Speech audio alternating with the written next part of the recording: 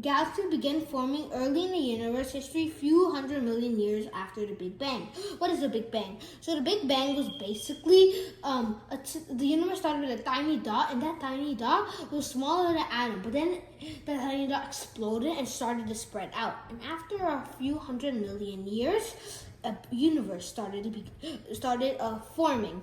So universe has billions of stars, gas, and dust, which are held by gravity.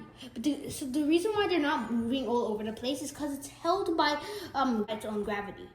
And these galaxies can come in various shapes and sizes and types. But the most common types of galaxies are spiral, elliptical, and irregular galaxies. Let's start with spiral galaxies. Spiral galaxies, example can be a Milky Way. So the Milky Way is the galaxy that we live in. So you can see this center, the yellow thing right here, is basically a nucleus. This is called a nucleus. That's where black holes live. Black holes live there. And then, but you see this bulge right here? That is, and in that bulge, that's where old stars. That's where old stars, like really old stars, live there. When a star dies, it can either turn into two things: a black hole or dust and gas, called a nebula. So basically the star will turn into a black hole, or it will explode and turn into a nebula, which is dust and gas. So there's a nucleus where the black hole lives, this bulge where the old stars live, and this flat surface is basically where the stars began to form. The spiral galaxies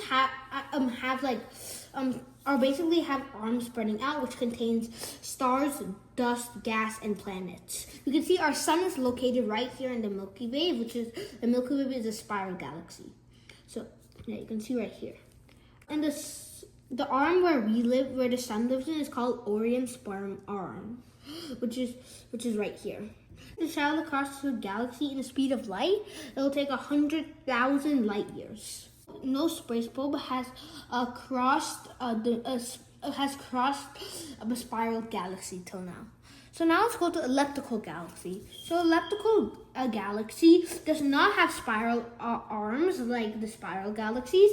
And in the middle right here, this is the central region where a black hole lives there, but also red giant stars live here. You can see right here. You see small types of galaxies nearby the elliptical galaxies. And in this area, in this region, it's kind of a less dense, this region right here.